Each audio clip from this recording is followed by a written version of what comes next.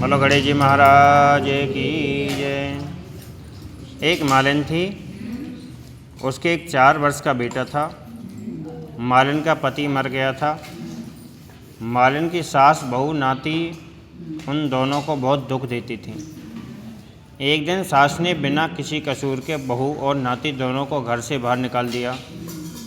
वे दोनों 2 दिन तक घर के बाहर बैठकर खूब रोते रहे, परंतु सास ने उन्हें घर में नहीं घुसने दिया।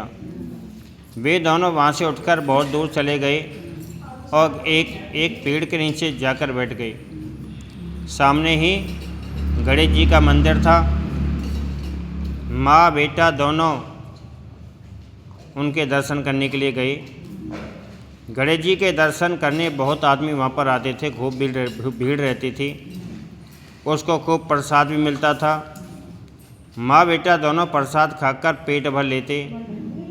वे दोनों वहीं पेड़ के नीचे रहने लगे और गणेश जी की खूब पूजा पाठ करने लगे। दोनों में खूब भक्ति हो गई। एक दिन मालिन ने मन में सोचा कि इतने लोग यहाँ पर गणेश जी के दर्शन के लिए आते हैं, यदि हम यहाँ पर फूल और प्रसाद की पूजा की सामग्री बेचें तो खूब पैसा भी आ सकता है। माँ बेटा दोनों ने दुकान खोल ली। अब तो खूब बिक्री होने लगी, खूब पैसा आने लगा। अब तो नौकर भी रख लिया। अब तो मंदिर के पास खूब बड़ा मकान भी बनवा लिया।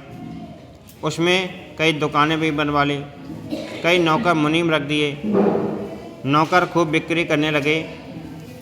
मालिन दिन भर गणेश जी की सेवा में लगी रहती और सब नौकरों ऊपर निगाह रखती थी।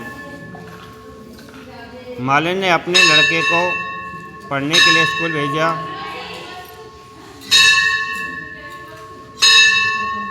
वहाँ राजा का लड़का भी पढ़ता था। उन दोनों में दोस्ती हो गई। मालिन का लड़का राजा के घर भी जाने लग गया। वह बहुत सुंदर भी था।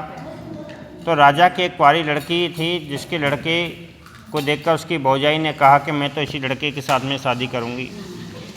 तब भौजाइयों ने राजकुमारी को बहुत समझाया कि तुम राजा की लड़की हो, यह मालिन का लड़का है, इसमें हमारी इज्जत चली जाएगी।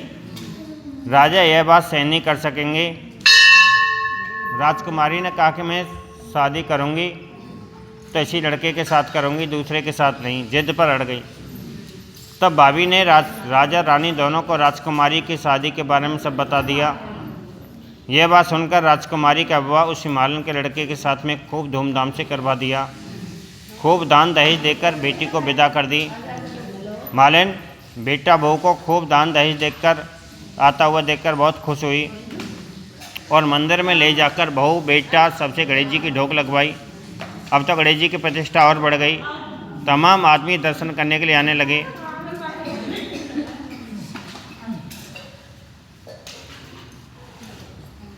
मालिन के खूब ठाठ बाट हो गया, खूब आनंद मंगल हो गया। उधर मालिन की सास बहुत दुखी रहने लगी। खाने को घर में कुछ भी नहीं रहा। तब एक दिन वह रोती रोती अपनी नाती के पास में आई। बोली कि मुझे नौकरी पर रख लो, खाली रोटी कपड़ा दे देना, मैं तुम्हारे घर का सारा काम कर दिया करूँगी। नाती दादी को नहीं पहचानता, दादी नाती को नहीं पहचानती।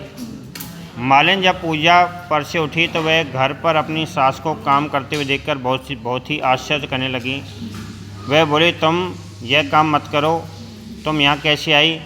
सास बोली, मुझे सेठ ने रोटी कपड़ा पर नौकरी पर रखा है, घर के सारे काम में करूँगी।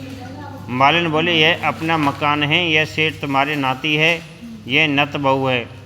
तुमने तो हम दोनों को भूखे प्यासे घर से निकाल दिया था, हमारी लात तो गणेश जी ने रखी है। यह वैभव उनकी कृपा से ही प्राप्त हुआ है।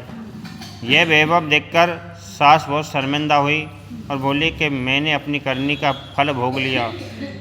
मालिन सास से बोली कि अब आप यहीं रहो, नाती का सुख देखो। सास बहू के पास में रहने लगी।